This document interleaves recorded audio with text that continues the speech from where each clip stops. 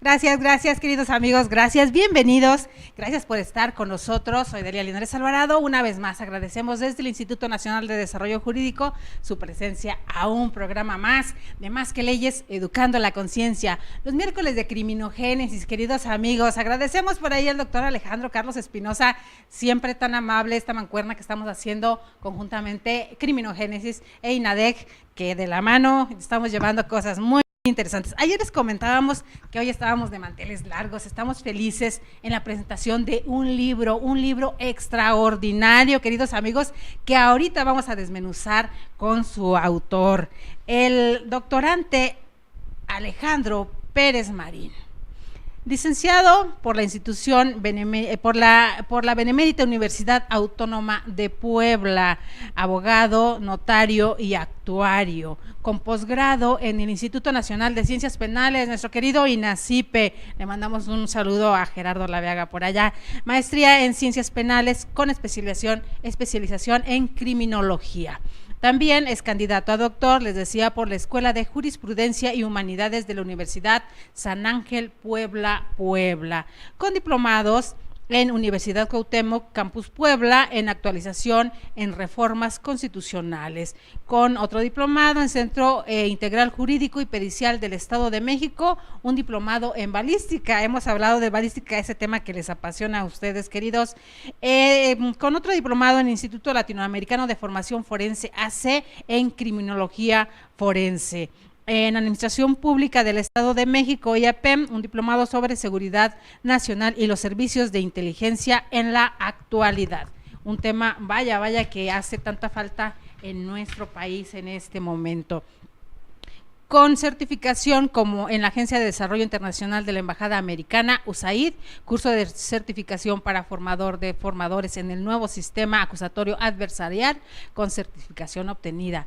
En otra institución, en la Secretaría Técnica de la Secretaría de Gobernación, la CETEC, con exámenes aplicados para docentes, certificado en el nuevo sistema de justicia penal, con certificaciones obtenidas para el bloque 1 en el tronco común y todos los operadores en el número 4, con diferentes constancias curriculares, queridos amigos, en el curso propedéutico de computación en el Centro de Capacitación Manuel Sandoval Vallarta SC, con una constancia por asistencia en el taller en el tema agresión sexual efectuado por el Departamento de Psicología de la Universidad de las Américas Puebla, con la constancia de asistencia en la Semana de Derecho Notarial auspiciada por la Asociación de Aspirantes al Ejercicio del Notariado en el Estado de Puebla, la constancia de asistencia en la Semana Jurídica organizada por la Dirección de la Facultad de Derecho de la Benemérita Universidad Autónoma de Puebla, instructor del BRC INL de la Embajada de los Estados Unidos de América dentro del curso denominado Líder de Primera Línea,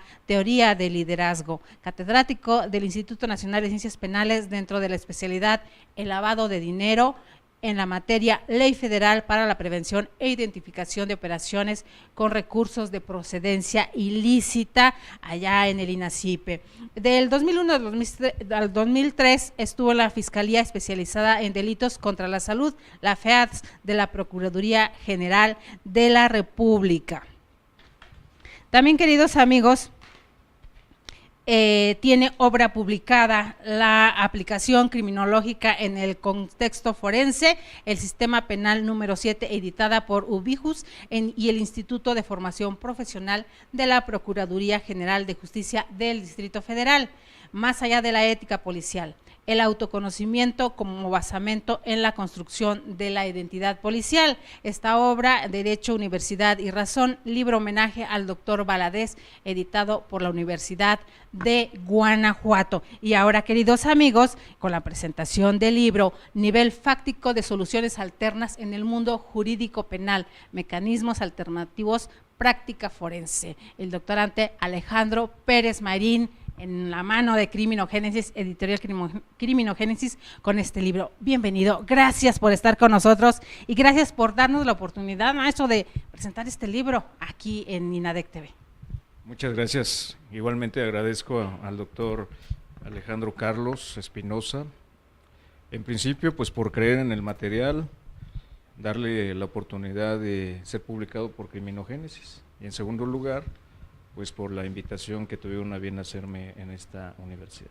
Pues un gusto enorme para el Instituto Nacional de Desarrollo Jurídico, que ya con 20 años de experiencia y con un claustro de profesorado impresionante, compartimos ahí con la Facultad de Derecho de la UNAM, diferentes facultades, diferentes universidades tan importantes de nuestro país, pues es un gusto que en algún momento también engrose nuestras filas, querido maestro, con esta expertise que tiene sobre los temas que se manejan en ciencias forenses y en la criminología. Este lema de Alejandro Carlos que siempre está a la vanguardia en los temas de criminología y derecho penal, siempre nos lo deja muy en alto con las obras que nos publica.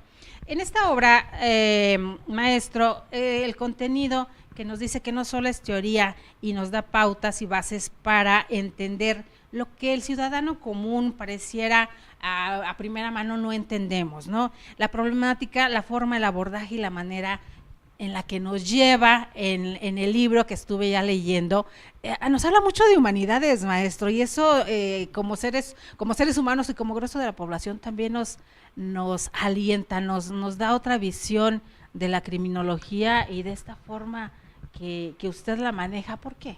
¿Cómo llega a este libro? Bueno, la inquietud que yo tuve en su momento de estructurar un material práctico más que teórico, por eso el subtítulo Mecanismos Alternativos Práctica Forense, sí, precisamente se da en el entorno del órgano administrativo desconcentrado especializado en mecanismos alternativos de solución de controversia en materia penal de la hoy Fiscalía General de la República, donde laboro. Yo soy subdirector en el área jurídica. Que esa partecita nos faltó por aquí. Sí, pero el maestro es humilde y no nos pasó todo el currículum tan largo que pero tiene. No es óbice, porque precisamente me da pie a que comentemos los porqués del material y esa justificación se encuentra precisamente ubicada dentro del trabajo que hemos nosotros venido desarrollando al interior del órgano desconcentrado especializado en mecanismos alternativos. La materia penal federal, como muchos sabrán, por supuesto, es una materia de alta especialidad. No es lo mismo el fuero común, que tiene que ver con la aplicación de mecanismos alternativos a la luz de la Ley Nacional de Mecanismos propiamente dicha, en fuero común, en materia penal federal. ¿Por qué? Porque nosotros aplicamos leyes especiales. La aplicación de leyes especiales nos emplaza a tener muy clara la manera en que nosotros, como autoridad administrativa, tenemos que pronunciarnos en relación a las solicitudes que hace tanto el Ministerio Público como los jueces de control al ejercer la acción derivatoria y en función de ella, pues decidir o no, remitimos el asunto para mecanismos alternativos. No todo asunto es procedente para la aplicación de un mecanismo alternativo de solución de controversias en materia penal. Ya lo mencionaba usted muy acertadamente. Un mecanismo alternativo va más allá de la clásica litis o controversia en materia penal dentro de un proceso penal entre víctimas e imputados, entre la víctima y el asesor jurídico,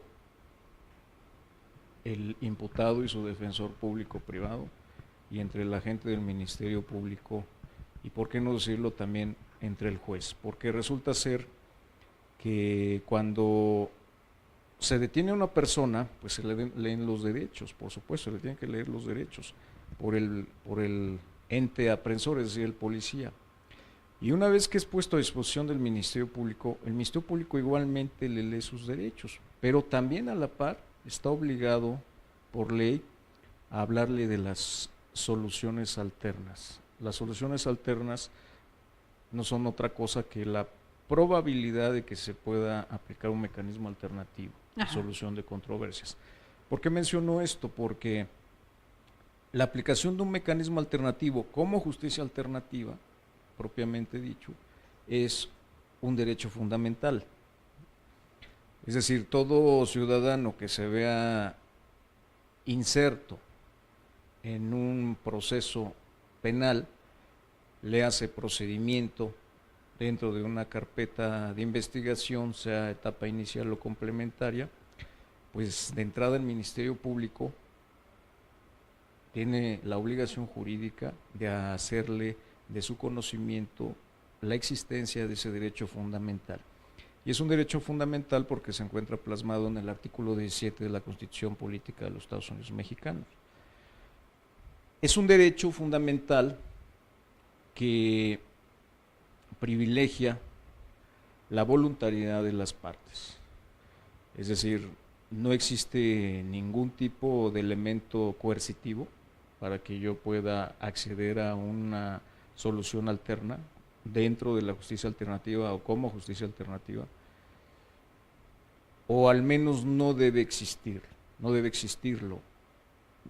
La coacción no tiene nada que ver con la aplicación de un mecanismo alternativo y no tiene nada que ver porque los principios de los mecanismos alternativos, empezando por la voluntariedad de las partes, es esencial. Es un procedimiento confidencial. Otro principio de los mecanismos alternativos, la confidencialidad. La información a que tienen derecho las partes, en principio de parte del Ministerio Público o proveniente del Ministerio Público, es decir, en voz del Ministerio Público. Y ello se hace precisamente a la luz, como ya lo he repetido, de un derecho fundamental que se encuentra inserto en el artículo 17, párrafos 3º y 5º de la Constitución General de la República. Es un pequeño escenario de cómo la justicia o la aproximación a la justicia que se pretende desde el Estado mexicano trata de ir creando las opciones procesalmente hablando, legalmente hablando, para que la gente, lejos de querer castigar a alguien como víctima, como imputado, desde la óptica de la víctima, desde la óptica de la propia sociedad, se sienten en una mesa redonda, ciertamente, y digo redonda porque ello incluso simboliza la igualdad. Se sienten a dialogar en igualdad de circunstancias, con libertad de tránsito, de acción, de decisión, y precisamente ponderando la seguridad humana hoy, digamos que evolucionada a lo que se ha tenido a bien llamar la cultura de la paz, la cultura de la paz. Y esto viene a propósito del comentario que usted hacía, el hecho de que la seguridad humana ha transitado, y eso lo manejo, lo preciso en el libro, cómo se ha pasado del orden público a la seguridad pública, es decir, el orden público donde se privilegiaba la seguridad, sí, pero del Estado, donde el Estado era primero y luego los ciudadanos. De ahí se migró a seguridad pública, donde ya los ciudadanos adquieren un papel preponderante. Después de la seguridad pública se pasó a la seguridad ciudadana, es decir, ya se logra obtener por parte del Estado el reconocimiento de que somos ciudadanos, y digo ciudadanos porque la propia Constitución establece que la ciudadanía se obtiene con la mayoría de edad, es decir, al cumplir los 18 años, tener un modo honesto de vivir y tener la nacionalidad, que finalmente es lo que posibilita que seamos entes susceptibles de adquirir derechos y contraer obligaciones. Entonces, la seguridad ciudadana, una vez pues reconocida, ascendió a lo que después se conoció como seguridad humana. incluso la seguridad ciudadana, recuerdo en el Estado de México, los automóviles patrulla, los autopatrulla decían seguridad ciudadana. Ajá. Incluso en Veracruz hay fuerza civil. Ello atiende al concepto de seguridad ciudadana. Y ahora por eso la SCP la terminan haciendo también como ciudadana, le agregan esto, le cambian, ¿cuál es la finalidad? Bueno, ahí se atiende precisamente al espíritu. Ajá. Y al concepto y a toda la doctrina o a todo el aspecto doctrinal que implica decir seguridad ciudadana. De ahí se pasa a seguridad humana. Ajá. Es decir, la seguridad del género humano. Así es. Porque finalmente nuestra prioridad como género pues es, por supuestísimo, nuestra trascendencia. Desde la política pública, perdón que lo interrumpí, maestro, desde la política pública, incluso hasta el nombre que tenga una institución, ¿influye en la psique de la sociedad, del colectivo? Sí, por supuesto. Hay cierta simbología utilizada por las instituciones, sobre todo de policía. Ajá. Cuando vemos una patrulla de determinado color influye incluso. Sí, claro. Yo recuerdo en Campeche, a mí me llamó mucho la atención que las patrullas eran de un color verde con blanco. Ajá. Porque estamos acostumbrados a ver patrullas de color azul marino con amarillo, ajá, azul marino con blanco. Estamos acostumbrados a ver patrullas negras. En Puebla, alguna vez, los que son mis paisanos o lo llegaron a advertir, resulta ser que en Puebla, Volkswagen de México, que está sin aras de ser comercial, pues está en Puebla, la planta, sí, y es como que común que en determinados espacios la planta done ciertos vehículos al gobierno del estado, e incluso vehículos de lujo, perdón. Ajá. Y me tocó ver que en aquella ocasión se donaron un determinado número de camionetas Audi al gobierno del estado. No tengo el dato, francamente, cuántos eran, pero lo ni que quién sí las usó. Ay, perdón. Ni quién las perdón, usó, queridos, bueno, eso ya entra en otros contextos. Sí, porque una patrulla Audi nunca vimos, ¿verdad? Yo sí la vi. ¿Una patrulla Audi? Audi, era una camioneta Audi, precisamente viene al comentario porque primero era una camioneta Audi, lo cual es bueno. Si nosotros vemos los autopatrullas de Dubái, no, morimos. Son vehículos de más de 2 millones de pesos. Vemos vehículos Ferrari, vemos vehículos de mucho costo económico como patrullas. Pero el poder económico que tiene en Dubái vemos Lamborghini, sí, claro, pero a eso voy, la simbología y lo que transmite el hecho de que un policía llegue en ese tipo de vehículos.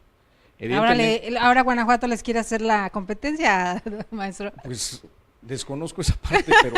No, es que, se decía en medios que los vehículos que se habían incautado al crimen organizado los estaban convirtiendo en patrullas. En patrullas. Bueno, a diferencia de la presidencia, ¿no? Que los está rematando. Ajá. Y a ver si nos dejamos ver por ahí. Yo voy por el aunque Volkswagen. Sea por el bocho, ¿verdad? Hay un Volkswagen clásico, muy bonito, pero bueno, para terminar la idea, sí, esa camioneta Audi la pintaron de negro, con letras blancas grandes, y decían las letras blancas, decían SWAT. Y yo cuando vi esa patrulla, obviamente ya no está... dentro de un programa de policíaco de Estados Unidos. Fue hace algunos ayeres, no recuerdo, a decir verdad, en qué administración. Me parece que fue una administración municipal. Receptan esos vehículos, pintan la camioneta Audi de negro y le ponen SWAT. Evidentemente existe un grupo en Estados Unidos, SWAT, de reacción, el sistema System Waiting and Tactics, que es sistema reactivo y táctico, sí, pero en Estados Unidos. Y la preparación de un SWAT es prácticamente equivalente a un grupo de élite militar. Claro, por supuesto, y de muy, muy, muy altísimo nivel. De mucho nivel. Tienen rappel, tienen técnica de entrevista e interrogatorio, tienen explosivos en su haber, tienen cursos de camuflaje. Lo que por acá llamamos a los gafes, ¿no? Los altos mandos en militar. Parecido. Sí, pero vamos. Pero con sus ya distancias. Cuando llega SWAT es porque es la fuerza civil de élite. O sea, allá no llega el ejército. Pero que vieran una Entonces, camioneta así en Puebla, o sea, ¿cómo influye en la psique del...? ¿por qué lo hicieron? Exactamente. ¿Por qué lo hicieron? Porque pensar que pintar una camioneta de lujo Audi con esas siglas SWAT, ¿cuál era el mensaje que se quería mandar a la población? Que la policía tenía de ese nivel, Ajá. la del municipio de Puebla, análogamente a lo que había en Estados Unidos. Y eso para nada, digo, más De que un abismo. para los que sabemos y hemos estado algunas horas en este cielo de la seguridad pública, pues sabemos que eso es risible a todas luces completamente. Ya no está ese tipo de vehículos por obvias razones. Alguien tuvo el acierto de decirles, oigan, Tuvo la quiten eso, cordura. porque En alguien cupo la cordura. entonces, esto viene al comentario precisamente porque la imagen que tiene la policía, la policía, perdón, tiene la necesidad de manejar una imagen desde la doctrina de la seguridad pública misma y su conceptualización.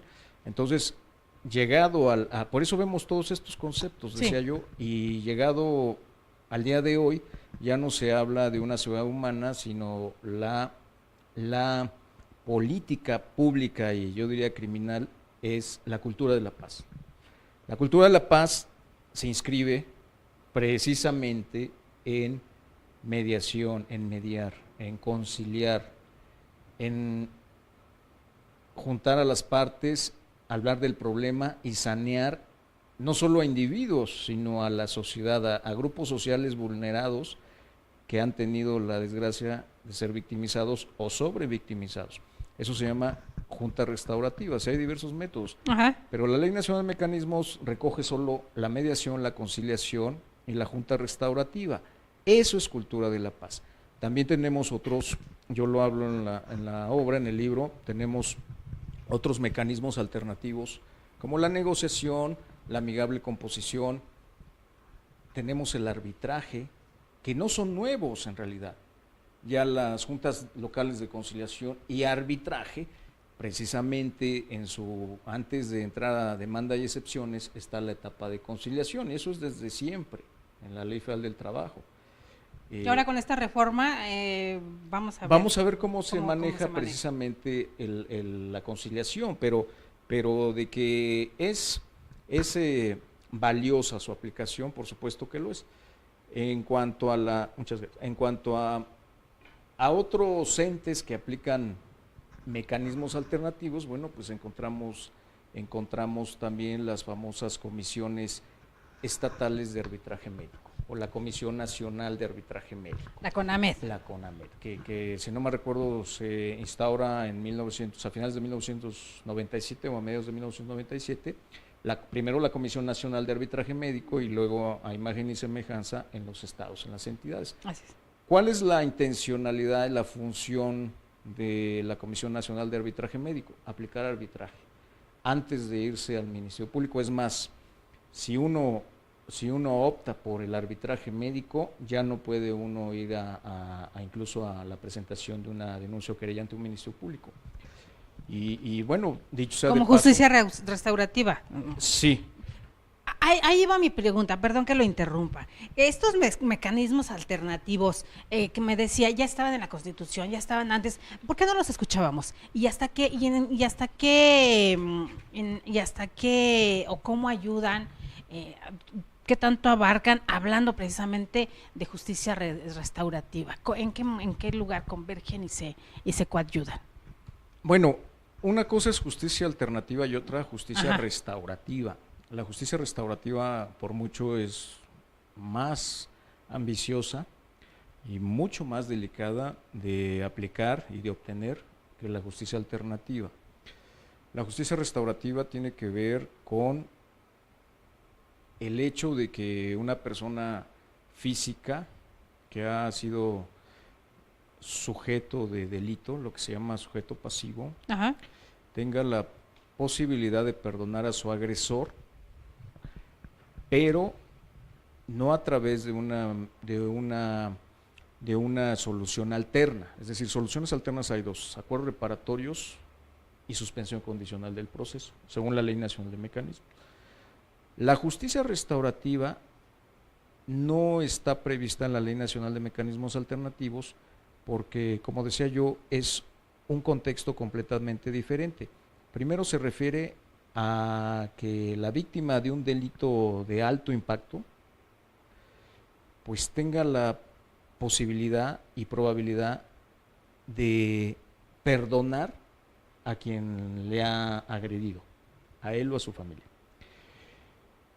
Eso implica perdonarse a sí mismo incluso, porque nadie puede dar lo que no tiene. Yo para querer a alguien, primero me tengo que querer a mí mismo. Yo para poder perdonar a alguien, primero me tengo que perdonar a mí mismo.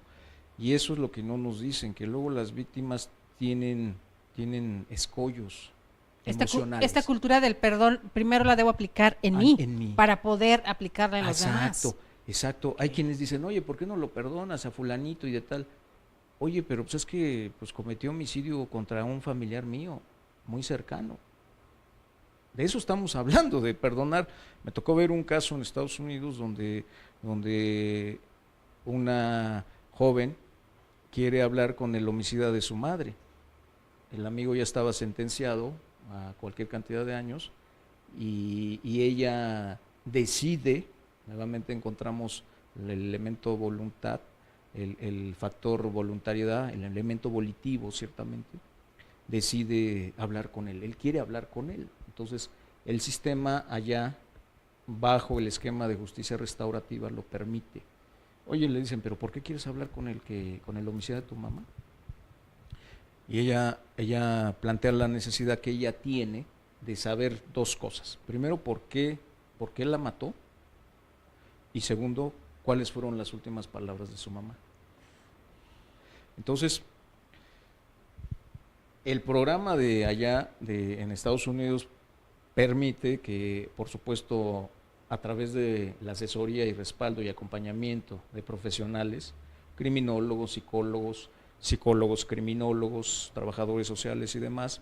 Gente muy especializada, sí, claro, y dedicada exclusivamente a eso. Sí, claro. Hagamos hincapié en esa situación, ¿verdad? Así es, porque ciertamente hay un margen de riesgo muy grande en cuanto a revictimizar a uno o al otro. Exacto. Porque pues es un shock emocional, partimos de esa base, de un shock emocional para uno y para el otro, salvo que el otro sea un sociópata. Así es, pero si el otro es un sociópata, es peligro para quien está preguntando. Bueno, exacto, hay que valorar esas situaciones, exacto, hay que ver primero la factibilidad de hacer un acercamiento de esa naturaleza, y aparte no cualquiera tendría lo necesario psíquicamente para hablar con el que mató a la madre o al padre sin írsele encima. Por supuesto. Entonces, se hace todo el acercamiento y bueno, finalmente logran hablar y vamos, parece película de Robin Williams o no sé, cuando hizo el Doctor Pache, ¿no? Se ponen a llorar. Sí, pero es un hecho real porque uno observa los videos y ella, por supuesto, muy controlado todo, privado, y ella logra, primero, que el otro quiera sentarse a platicar con ella.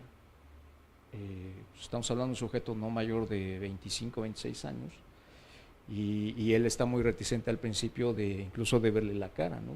Se ve que a él le cuesta mucho emocionalmente se nota verle la culpabilidad. Claro.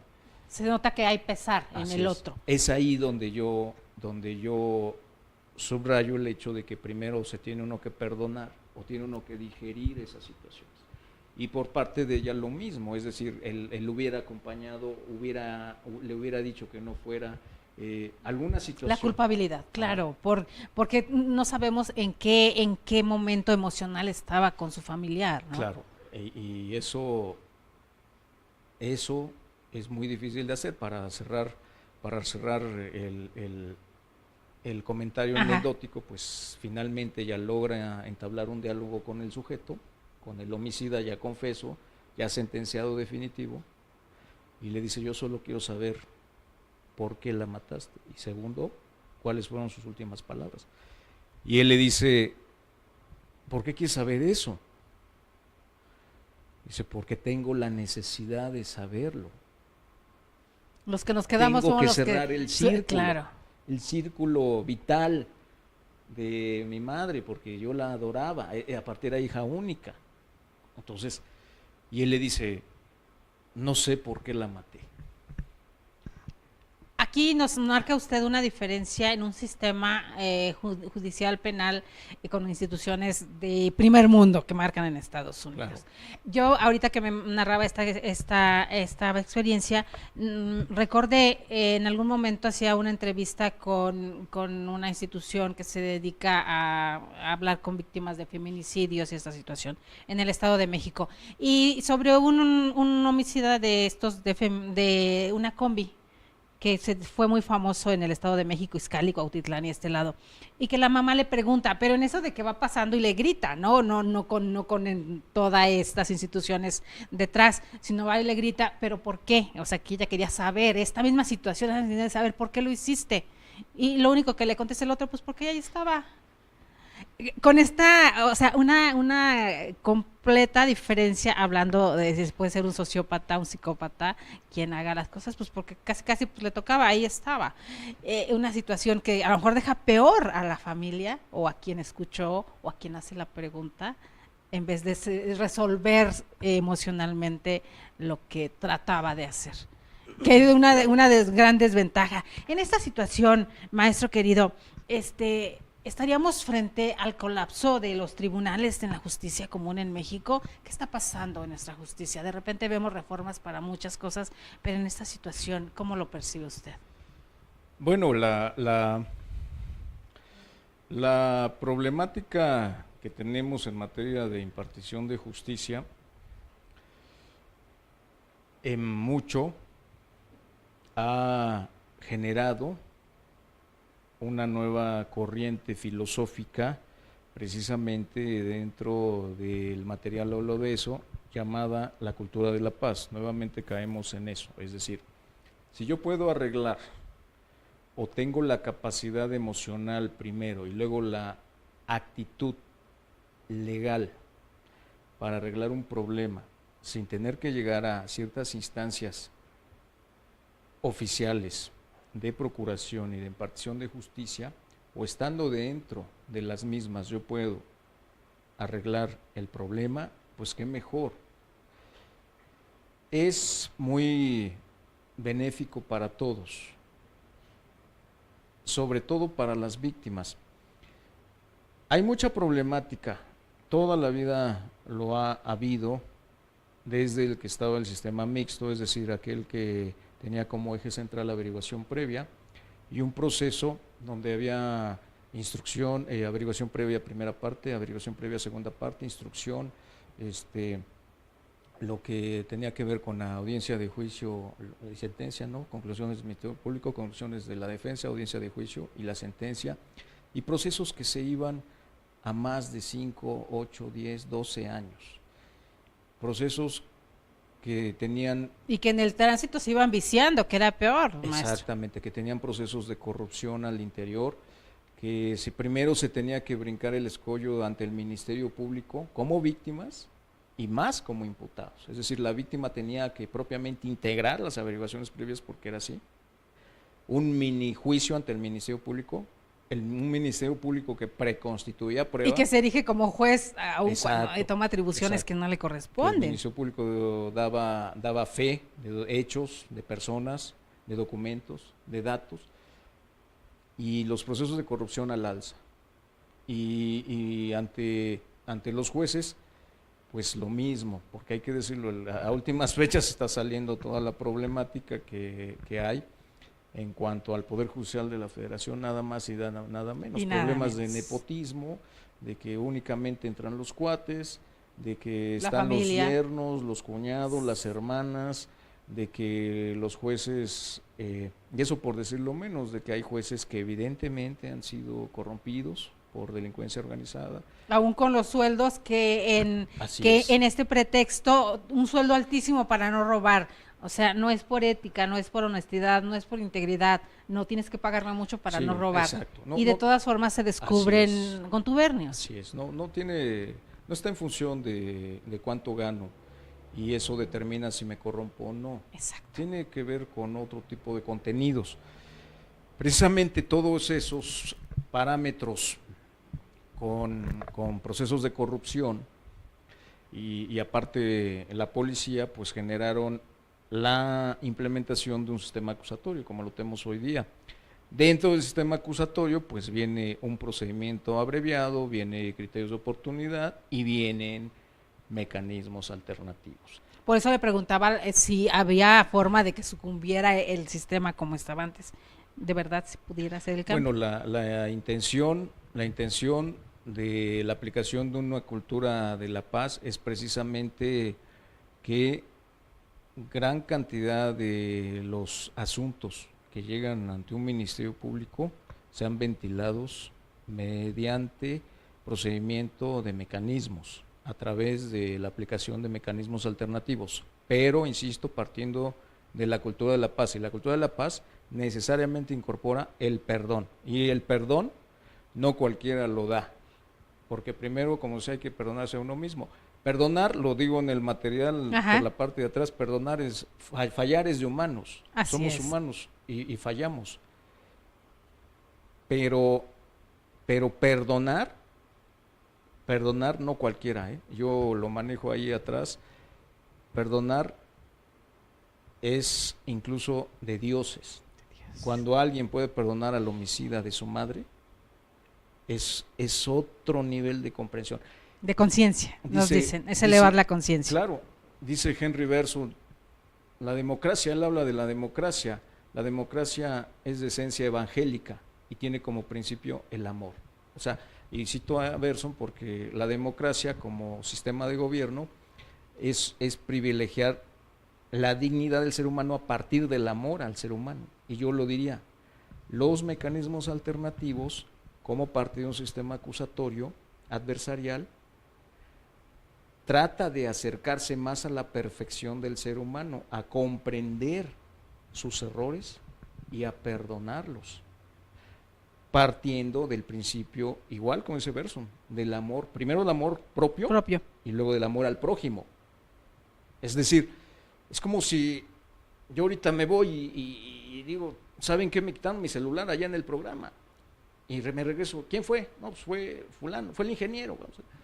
¿Sabes qué? No te preocupes, no importa, te entiendo, no importa, no pasó nada. Y me dice el ingeniero, perdóname, aquí está tu celular, no ha pasado nada. De eso estamos hablando. Pero, o contrariamente, se nos olvida en algún lugar. Exacto, o puede haber errores, porque también los hay.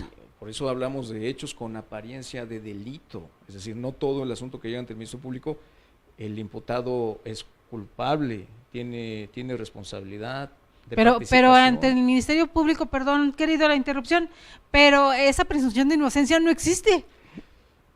La idea es que se aplique, latentemente ya existía, pero en la realidad fácticamente no, el sistema mixto. Solamente en la teoría está. Por eso se hablaba de probable responsabilidad en el sistema mixto. Ajá. Ahora ya no hay probable responsabilidad, lo que hay es probable participación. Y eso desde una palabra cambia el contexto. Sí, claro. Allá eres probable responsable. No, pues ya me estás diciendo que la sospecha es que yo sea el responsable. Pero siguen emitiéndolo de esta manera. Y de este lado, ya constitucionalmente, ya en sistema acusatorio, quiero decir, pues ya hablamos de probable participación porque eres inocente hasta que no se demuestre lo contrario. Ahora, sí hay ya mayor cuidado en esto, también hay que decirlo. Hay compañeros ministerios públicos que hacen su trabajo bien y lo hacen pues a contracorriente. Me tocó uno que no, perdón. Lo digo por experiencia propia. Desgraciadamente hay otros que no. Que siguen en lo mismo. De hecho, siguen en el inquisitorio. Sí, hay jueces igual, gente muy valiosa. Tengo la fortuna de conocer 2, 3 de ellos, pero también tengo la desgracia de saber la desfortuna. Otros que, híjole, uno dice, ¿quién le dijo que era abogado y quién le dijo que era juez? Entonces hay de todo, como se dice en la viña del Señor. Así es. Te vamos a leer un poquito porque por aquí tenemos al doctor Alejandro Carlos Espinosa. Gracias, doctor, que está pendiente del programa. Felicitaciones al maestro Alejandro Pérez Marín por su aporte y la metodología de su publicación de alta utilidad. Le manda saludos. Edgar Durán, querido amigo Edgar Durán, todos los días nos mira. Él está en Texas, es de nuestros paisanos que viven allá de las fronteras, que muchos nos siguen, pero él siempre no nada más nos sigue, sino que está presente y nos saluda. Edgar, gracias por estar con nosotros aprendiendo. Juan Manuel Cejudo Sánchez, felicidades por la difusión, debe ser difusión jurídica, muy valiosa. Gracias, Juan Manuel Cejudo Sánchez, por estar pendiente. A todos los que están pendientes por ahí, pues déjenos su mensajito. Muchas veces están mirándonos, pero a muchos les da pena escribir. En su libro me impresiona, doctora M, que me encanta la literatura, encontrar citas. Sí. Me gustó mucho. Existe una tentación extremadamente sutil y peligrosa de confundir la paz con la simple ausencia de guerra. ¿Cómo estar tentados de confundir la salud con la ausencia de enfermedad? O la libertad con el no estar preso. La terminología es a veces engañosa. Por ejemplo, la expresión coexistencia pacífica significa ausencia de guerra y no verdadera paz. Dominique Piré, sí, precisamente de lo que nos estaba hablando. Pero, maestro, a mí me queda algo muy claro. Estamos preparados hasta donde la conciencia individual tenemos que ir trabajando en ella. Recuerdo perfectamente cuando el licenciado Andrés Manuel López Obrador gana la presidencia y de repente comienza a hablar de una constitución moral, y yo vi que muchos que gozan de tanta moralidad en México, que les digo que hasta parece que tienen dos, se quejaron amargamente y pusieron el grito en el cielo. ¿Cómo una constitución moral? ¿Quién nos va a venir a predicar? Y son los que ahora dicen que hace homilías todos los días desde Palacio Nacional. ¿Por qué sucede esto? ¿Por qué que tenemos diferente rasero para medir a los amigos, a los enemigos, y a los amigos de los amigos, y a los amigos de los enemigos? ¿Cómo sucede esto? Lo que pasa que precisamente hablaba yo de la dignidad que se debe privilegiar entre el género humano, partiendo desde el amor propio. Y eso se dice fácil, pero lo que es, que ahí hay que decirlo igual, el derecho a veces habla de lo que debe ser. Ajá. Y no de lo que es. Y nosotros tenemos la obligación de tratar de abordar lo que es. En este caso, lo que se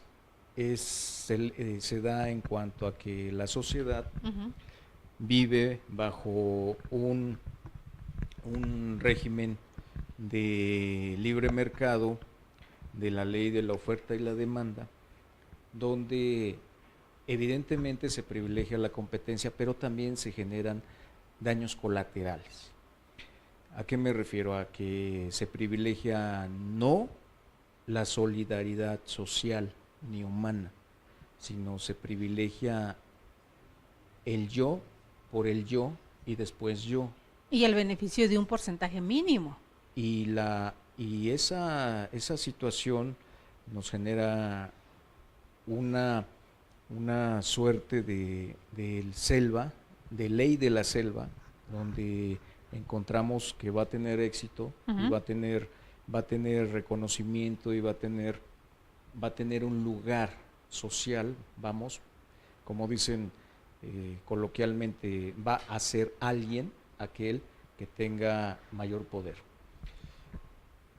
Y aquí no hablamos tanto de dinero, sino de poder. Entonces, cuando yo oí el hecho de la Constitución moral, inmediatamente pensé en cómo la sociedad está sectarizada, está polarizada, cuando debiéramos ser lo contrario.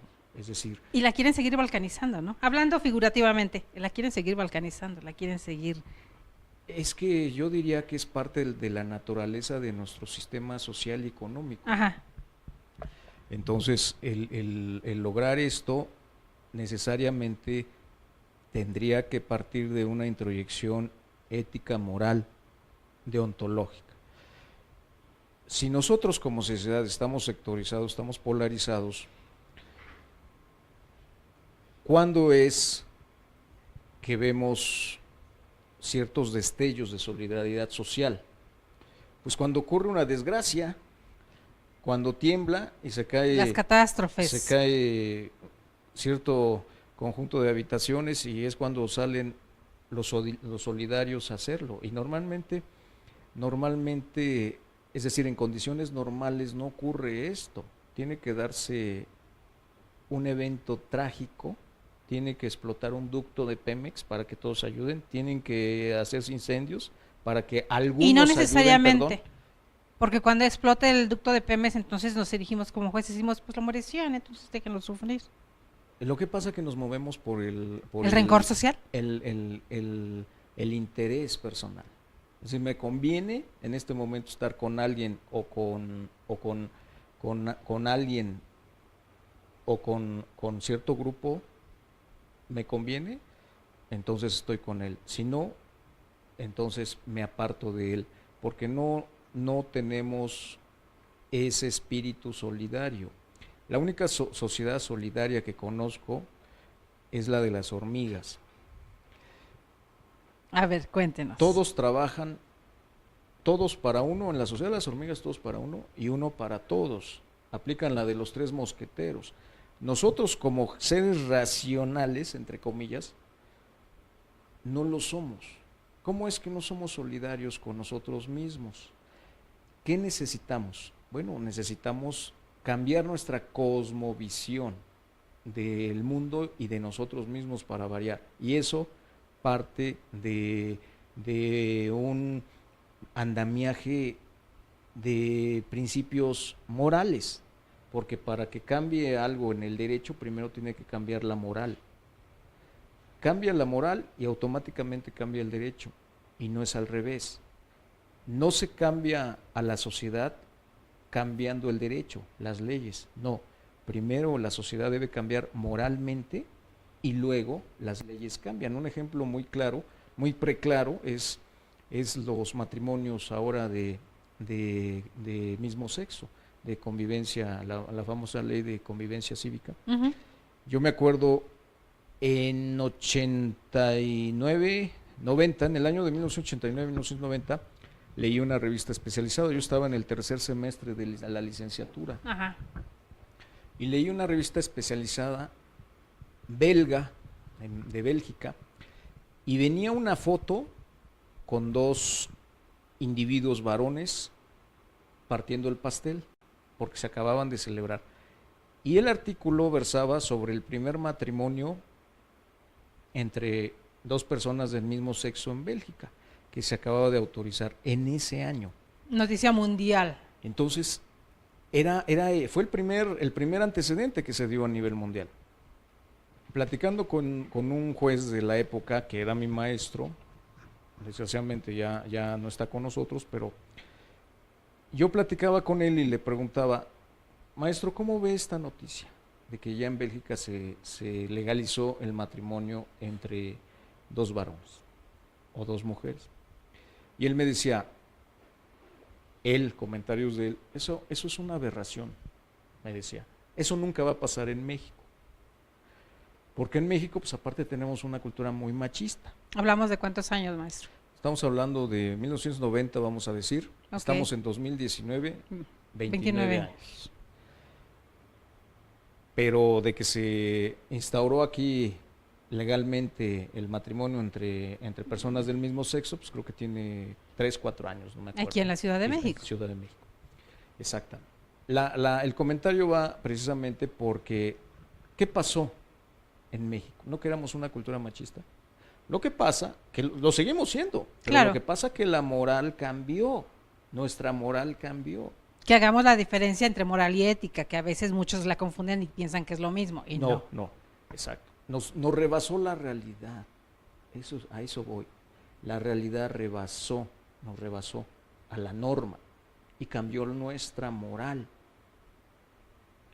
Entonces, la moral, para cambiar la normatividad, para cambiar ciertas esferas de aplicabilidad jurídica, primero tiene que cambiar la moral. Y por eso yo encuentro bastante lógica en lo que el presidente decía en relación a una constitución moral, porque aparte ya no se da civismo en las escuelas.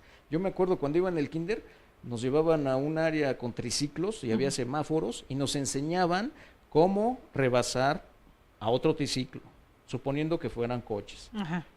En luz amarilla nos teníamos que hacer Parar en amarillo. parar de alto total No pisarle en para amarillo. Ajá. atravesar. Que si pasaba la compañerita haciendo las veces de mamá de su muñeca, teníamos que pararnos. Eso fue en 1975. Desde ahí, en el kinder en que yo iba, me enseñaron a manejar un vehículo. Para poder manejar un vehículo se tiene que pisar una escuela de manejo. Y presentar un examen, Exacto. por ende. No el papá te enseña a manejar, la mamá, el primo, el amigo, la novia, el novio. O No. uno solito, mirando. A manejar se aprende en una escuela de manejo. Para aprender el reglamento, para aprender. Exacto. ¿Sabes qué? Cada 6 meses debes llevar el carro a afinación básica. Le van a cambiar, en ese entonces, le van a cambiar platinos, ahorita ya los cambian entre platinos, pero bueno, le van a hacer afinación aún por hoy, se revisa con escáner, 5 litros de aceite, si tiene más de kilometraje, 80,000, 100,000 kilómetros, ya lleva aceite sintético, las llantas van a tal presión, si no van a tal presión y se puede descompensar un lado del otro, te puedes voltear, si vas a más, si tu carro es de velocidades y no automático, la primera hasta 20 revoluciones, la segunda hasta 40, la tercera hasta 60, así me enseñaron a mí. Pones tu direccional, cuando vas a dar vuelta a la izquierda, a la derecha, Sí. cuando hay que poner luz ámbar, tienes que llevar triángulo fosforescente o llevas un cono, cuando se te pasa, tienes que llevar caja de herramientas. Lo deseable es que en la noche cuando te pares pongas las luces intermitentes. Ujú. A mí me lo enseñaron así. Y no como pasa ahorita, que vamos atrás de un vehículo y al sujeto que va adelante se le ocurre dar la vuelta a la derecha y no nos avisa en ningún momento. Pero es que si ponemos las direccionales, maestro, ponemos las direccionales y resulta que le pisan y para que no te metas o para que no te vayas.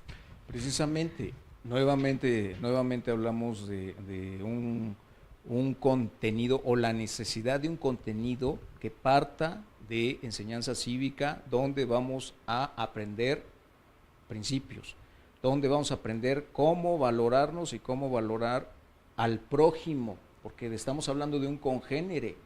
Nos hablan de la diferencia hablando de manejar. Quien nada más conduce, quien sabe manejar realmente. Digo, no están para saberlo ni yo para contárselos, pero cuando íbamos a algún restaurante, mi mamá, igual no tiene mucho que se nos fue, pero bueno, recuerdo muy bien sus enseñanzas. Me decía, a los meseros se les habla por su nombre. Por eso traen. Por eso traen su nombre, por favor y gracias. Que no trae su nombre, perdón, ¿cómo te llamas? Roberto, oye Roberto, porque le está uno dando su lugar, le está uno reconociendo su condición. Y si es mayor, oiga, de ¿por qué nos prójimo. enseñaron a respetar a los adultos? Pues, oye Roberto, ¿me puedes traer unos huevos con jamón? Regresa Roberto con los huevos, muchas gracias. Es otra cosa, nada más con decir eso, el mesero Cambia. lo va a atender a uno muy Cambia, bien. cambia. A diferencia de, oye, hey, tráeme. No, espérame tantito. No, eso ahí se ve para acabar pronto quién es quién. La educación. Exactamente. La educación, Y eso, querido mío. eso también cae en la bolsa de la cultura de la paz. Si yo reconozco a mi prójimo, él me va a reconocer a mí. El respeto, por eso se dice, el respeto es un refrán popular, el respeto no se exige, se gana. Se gana. Yo no tengo que decirle a medio mundo, oye, respétame. No, yo lo respeto. ¿Y qué va a pasar? Reciprocidad. Ellos me van a respetar. Maestro, por aquí está el maestro Cosme Licona presente. Gracias, maestro Cosme, por estar con nosotros. Nos dice, ¿cómo funcionan los medios alternos de solución de conflictos en los delitos federales? Esa es una pregunta que Mucha viene en el plática, libro. dice, pero no nos contestan. Gracias, maestro Cosme. Bueno, vamos a unos comerciales. No. No. Es una pregunta excelente, precisamente anima la estructura o animó la estructura de mi material. Mi material Se nota que el maestro Cosme ya le dio ojeada a su libro. presenta una estructura, ojalá y así sea, y si no, pues adelante. Se lo enviamos. El material presenta una estructura pregunta-respuesta. No piensen que es un Inductivo. material denso, Y no es para inducir. no es Tampoco. teórico, más bien es desde la teoría, es aplicar la teoría. Estructura con formato pregunta-respuesta. ¿Por qué lo hice así? Porque la estructura básica del pensamiento es pregunta-respuesta, es decir, ¿cómo aprendemos? A través de pregunta-respuesta, es la forma más natural y más fácil de aprender. La estructura del conocimiento teórico, empírico, práctico. Exactamente, cuando nosotros queremos saber algo, lo primero que hacemos es una pregunta. Por eso los niños, si se dan cuenta, oye papá, ¿por qué brilla el sol? Oye ma, ¿por qué la tele le subes el volumen y con ese aparatito? ¿Por qué? ¿Por qué el amarillo es amarillo? Y han visto que los papás luego contestan, ay niño, no molestes. ¿O por qué las rosas les dicen rosas y son rojas? Son preguntas clásicas de los niños. Es que no le justifican los padres a los niños y eso es muy negativo. Le dicen al niño, ¿por qué sí? No, eso está pésimo, pésimo.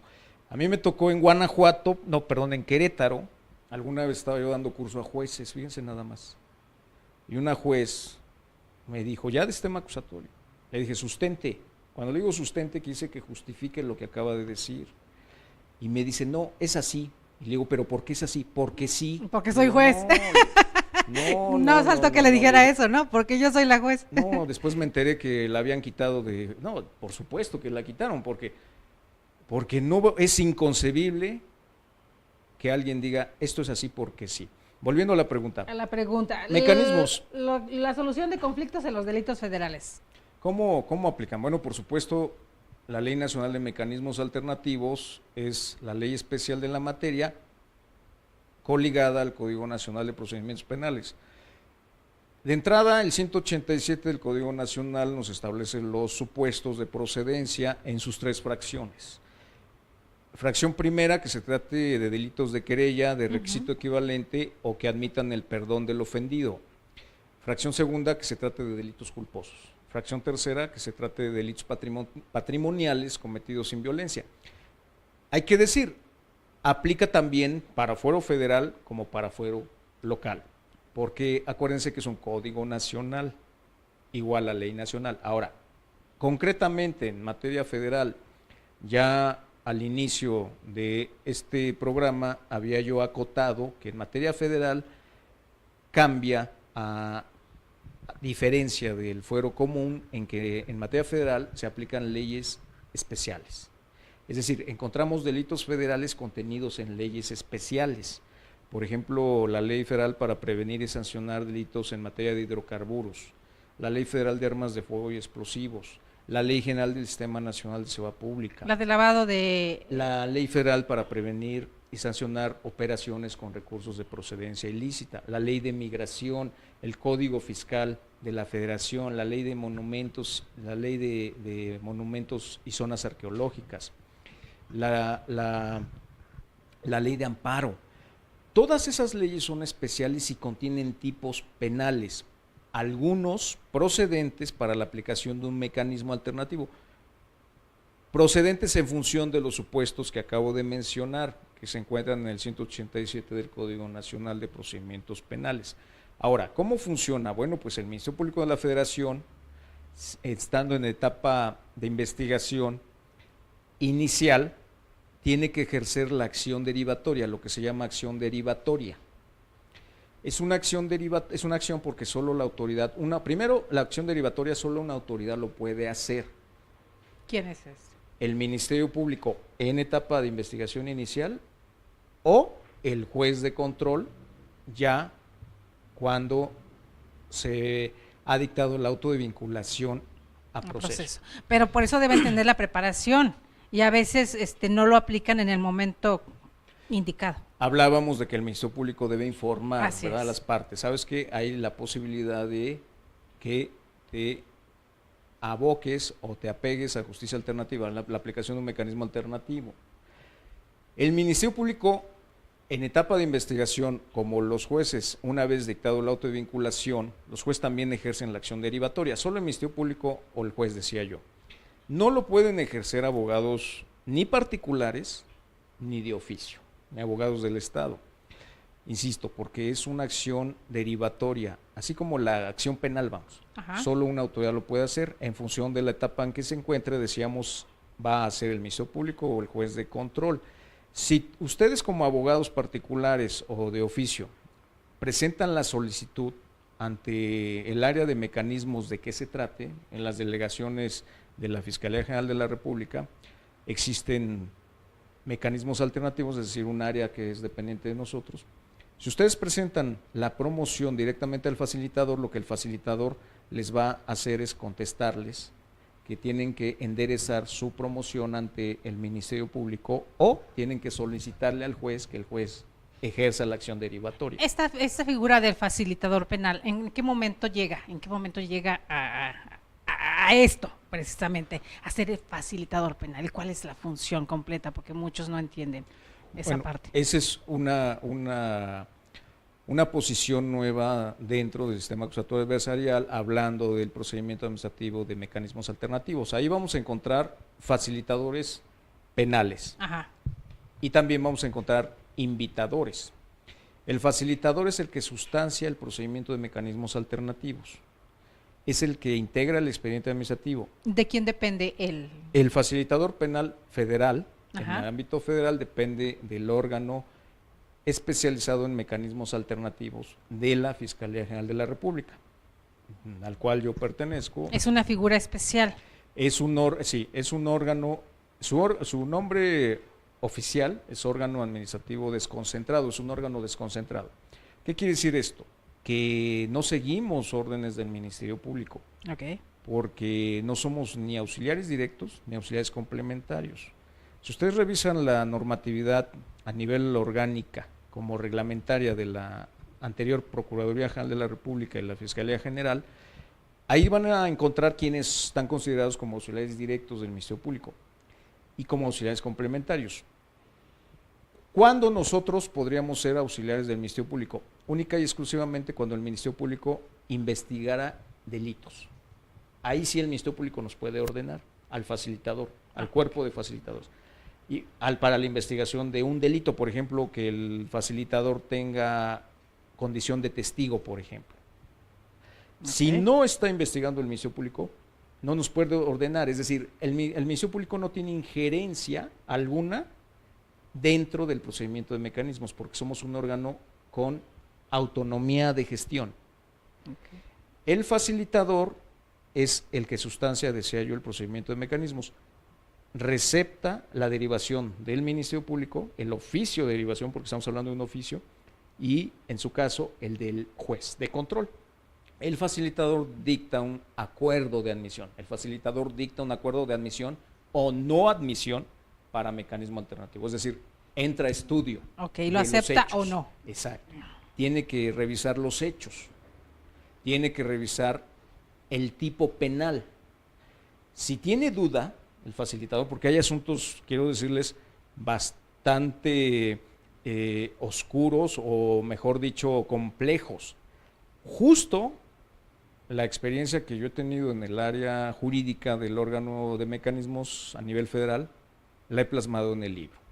Por eso es pregunta-respuesta. Hablando del crimen organizado y está también en una madeja que se nota tan apretada que a veces es complicado entender cómo se desgrana. Sí, es decir, lo que el material, el libro de nivel fáctico, por eso se llama nivel fáctico. Fáctico es los hechos, ese es el nivel real. Nivel fáctico de soluciones alternas, es decir, cómo se juega en la cancha, en la arena de los mecanismos en términos reales en función de casos concretos. Quiero comentarles, por ejemplo, que proceden para mecanismos, previo análisis y estudio, homicidios culposos. O sea, fíjense nada más lo que estamos diciendo, homicidios, sí, culposos. Si la pregunta fuese, oye, procede un mecanismo alternativo para el delito de homicidio, la respuesta tendría que ser sí, pero no cualquier homicidio. Exacto. Es decir, a pregunta concreta, respuesta concreta. ¿Procede el mecanismo alternativo para el delito de homicidio? Sí. ¿Para qué? ¿Para todos los tipos de homicidio? No. Solo para homicidio culposo. ¿Se acuerdan del asunto seguramente de que hubo en Tamaulipas, donde la Secretaría de Marina Armada de México, a través de elementos, desplegaron fuerza letal en seguimiento y persecución de delincuencia organizada? Si no recuerdo, fue Reynosa, donde detectan, incluso con un helicóptero de la Armada, cierto convoy de delincuencia organizada y son agredidos con armas de alto poder. En eso repelen la agresión y se abocan a la persecución, pero van repeliendo la agresión desde el helicóptero incluso. En un crucero llega una familia, papá, mamá, 3 hijas, y tienen la desgracia pues de ser confundidos. Y es ahí donde ultiman, si no me recuerdo, a 2 hijas y a la mamá. Así es. O sea, a eso me refiero cuando empiezas a analizar los casos reales que pasan, que ocurren. Híjole, pues no sé ustedes, pero cuando te matan a un hijo, ¿cómo lo vas a sobrellevar? ¿Vas a irte a un mecanismo? Es decir, irte al mecanismo es que al sujeto que cometió el homicidio culposo, incluso estamos hablando de homicidio culposo, no pierdan de vista eso, pues no se le va a procesar, siempre y cuando llegues a un acuerdo con él. El mecanismo alternativo no te genera antecedente penal, no te genera antecedente penal, es borrón y cuenta nueva. Siempre y cuando pagues la reparación del daño, que finalmente va a ser un estimado, porque pues una vida no tiene precio. Exacto. Es muy complejo, muy complicado, como decíamos, emocionalmente. En ese asunto, el papá sí optó por un mecanismo alternativo, porque tuvo, pues, yo diría, la valentía y la capacidad de rehacerse él mismo primero. Ya ven por qué les digo que primero se tiene uno que perdonar y rehacer a uno mismo. Primero tienes que hablar contigo y ver si tienes lo necesario para dar ese paso tan importante. El caso es que él llega a un acuerdo reparatorio con la Secretaría de Marina y él logra tener la comprensión de que la Marina pues, se equivocó. O sea, no lo hizo adrede el tema, ¿no? Así es. Tenemos otra pregunta, porque tenemos otras preguntas más, querido, y aquí les interesó mucho el tema. El maestro Cosme Licona también pregunta, ¿qué política ha impulsado la Fiscalía General de la República para fortalecer la mediación como alternativa de acceso a la justicia? Bueno, yo primero les voy a decir algo, yo vengo a promover mi material, no vengo como vocero oficial de la Fiscalía General de la República. Pero ella, como dijo, ya se posicionaron. No, sí. Entonces puede responderle algo cortito, Mire, maestro yo no vengo maestro en Cosme. Voz oficial. Sí, claro. Esa pregunta se la tendrían que hacer a comunicación social, Okay.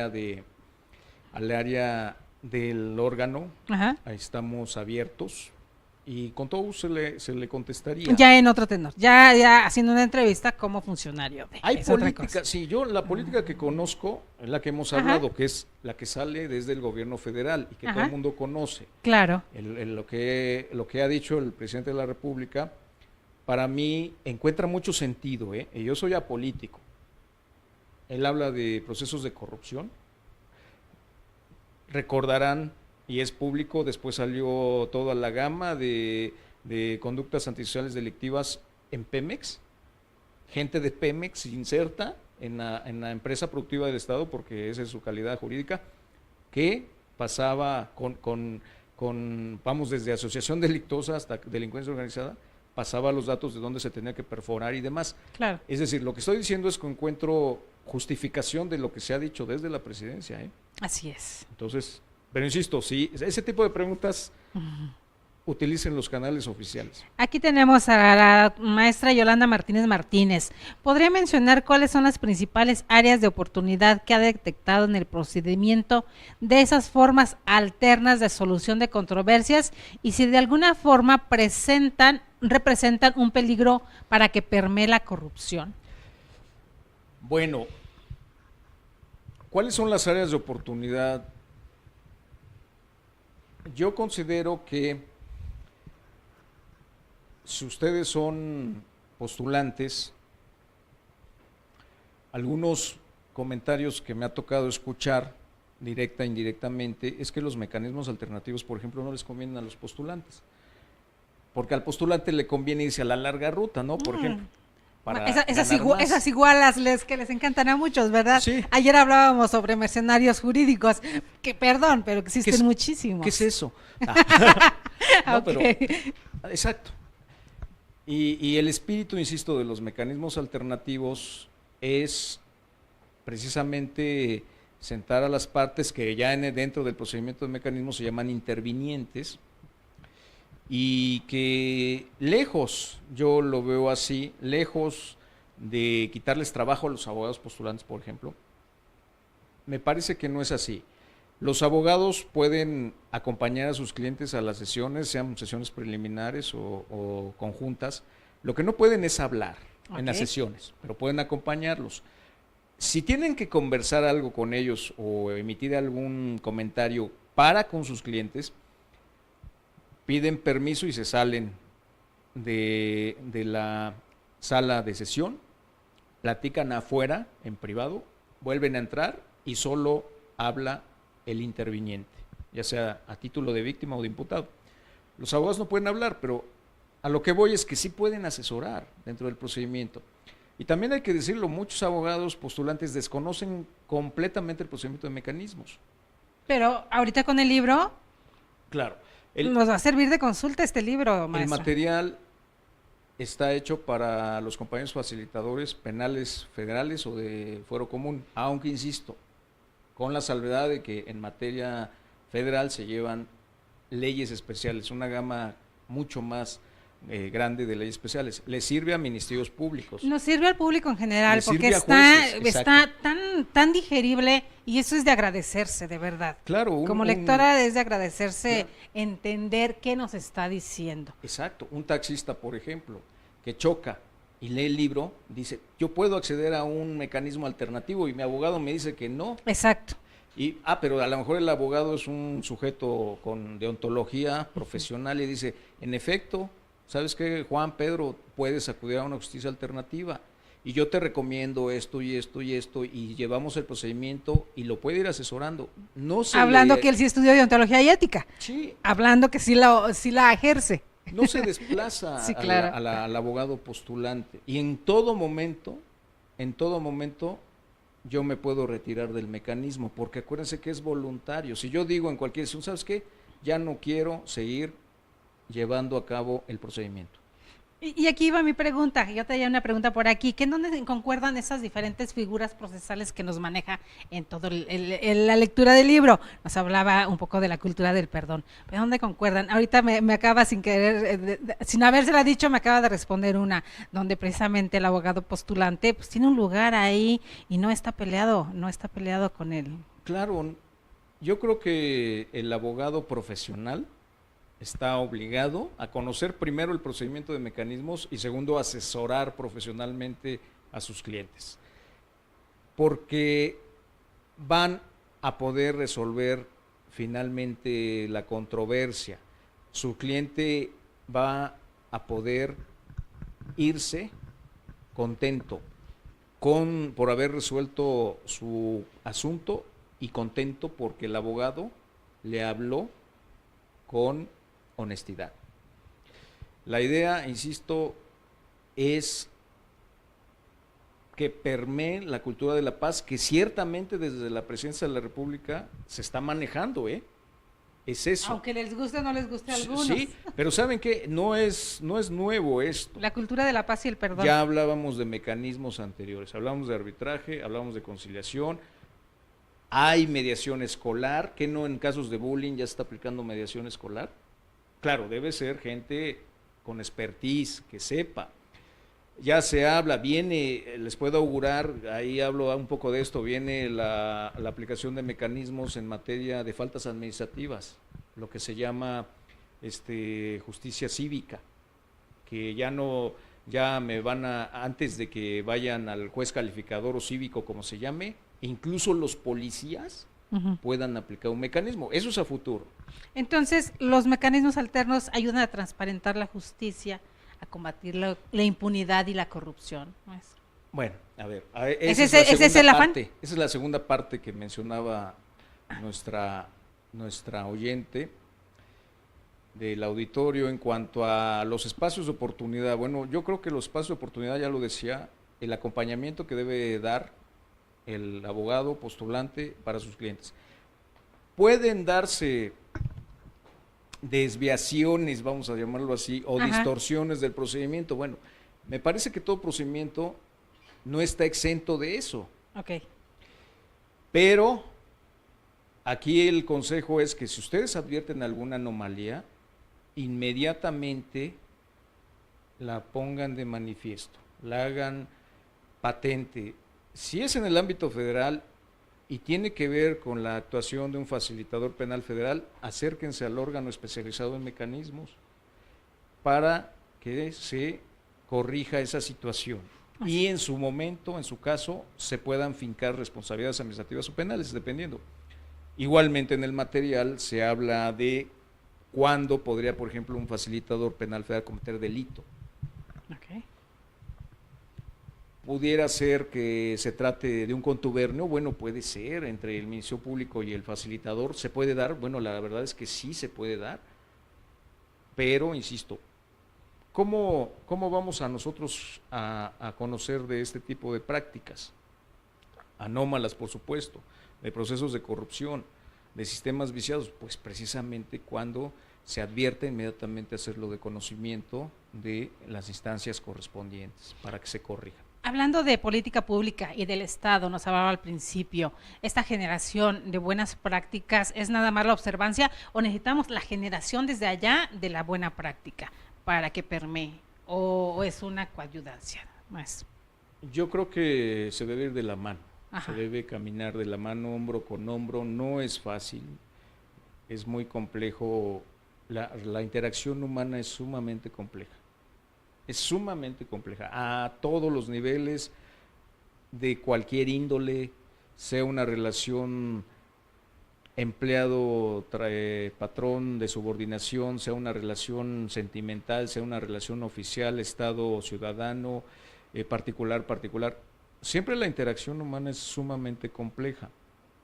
Por eso es que nosotros somos entes biopsicosociales, ¿cómo no vamos a ser complejos? Y de repente también en esta complejidad, obviamente quienes vieron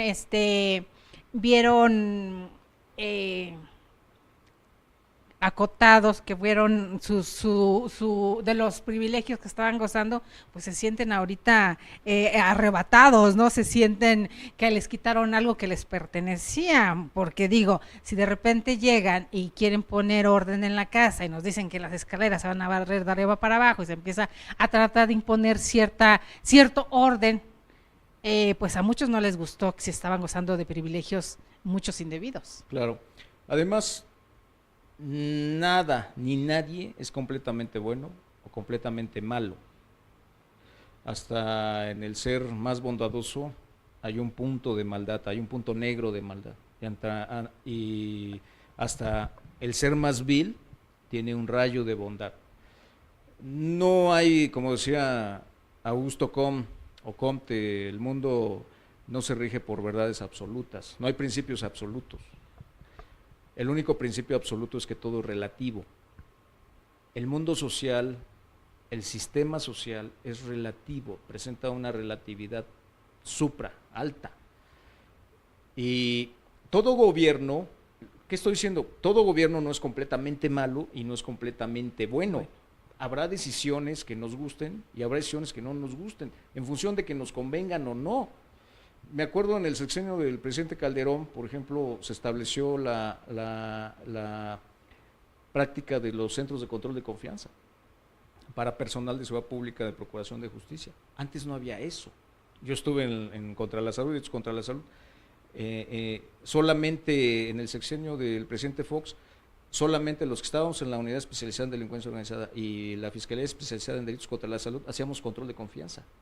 En todo el aparato gubernamental nadie hacía eso, no había polígrafo, nada, solo nosotros. Ahora ya todos los que trabajan en seguridad pública y Procuración de Justicia lo tienen que hacer. Que ese sería un tema para un programa completo.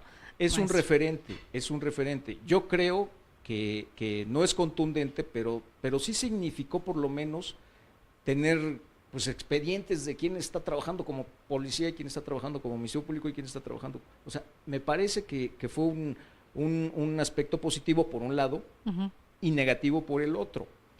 En cuanto todo es perfectible. Sí, la obligatoriedad de presentar declaración patrimonial igual fue en el sexenio del presidente Calderón. Antes no era obligatorio. Hubo aspectos negativos también en los sexenios.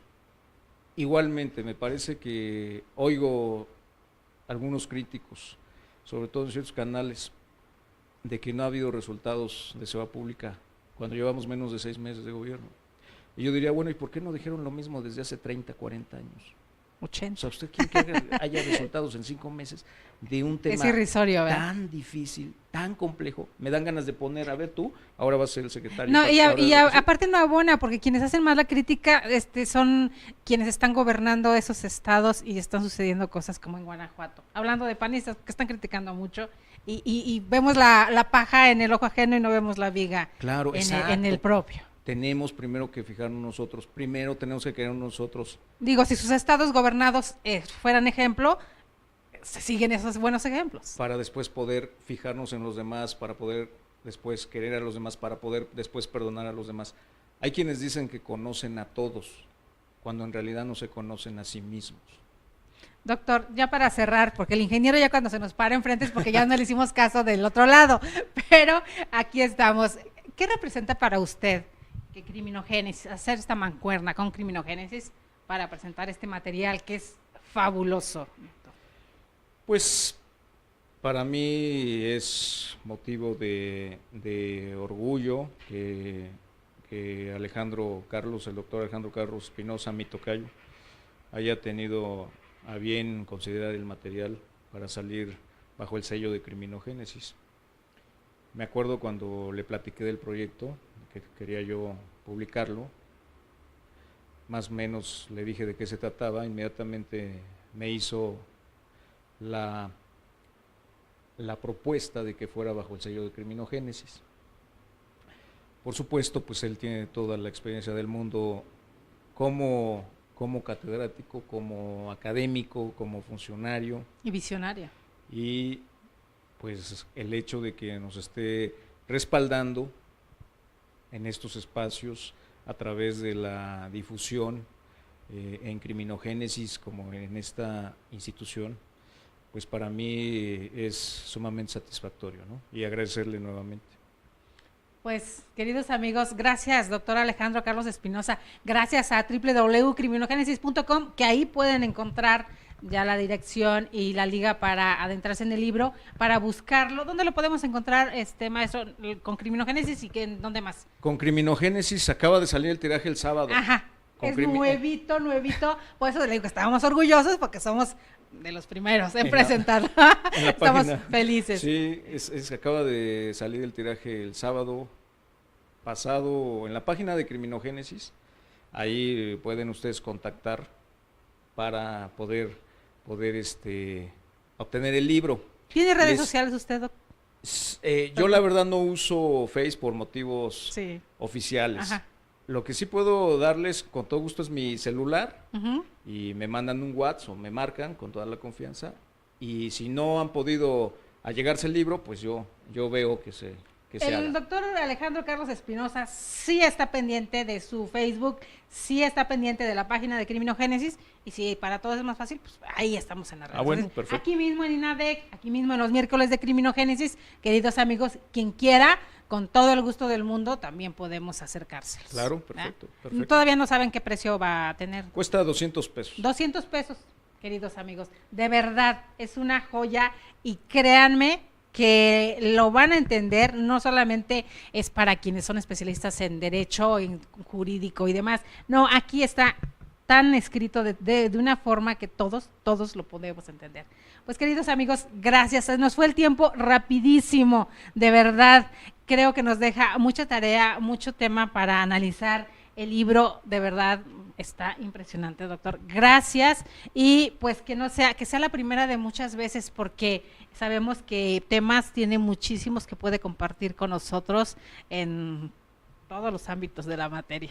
Claro, da para más. Para mucho. Porque es lo que se plantea, insisto, como política del gobierno federal, la cultura de la paz. La cultura de la paz, queridos amigos, que no es una quimera y que no es una panacea y que no es motivo de burla como muchos, sino hay que hacer una reflexión, hay que hacer una introspección. Por aquí nos dice el doctor, ya para cerrar en la contraportada, solo triunfa en la vida quien se enfrenta a sus problemas, no quien se lamenta de ellos. Con eso cerramos, queridos amigos, los esperamos, ya saben, el día de mañana, un jueves, siempre tenemos sorpresas para ustedes, hablando precisamente de cuestiones penales, criminológicas, ciencias forenses y demás. Los esperamos a nombre de todo el equipo del Instituto Nacional de Desarrollo Jurídico, a nombre también de Criminogénesis, nuestros miércoles de Criminogénesis, el doctor Alejandro Carlos Espinosa. Me despido, soy Delia Linares Alvarado, nos vemos mañana, muchas gracias.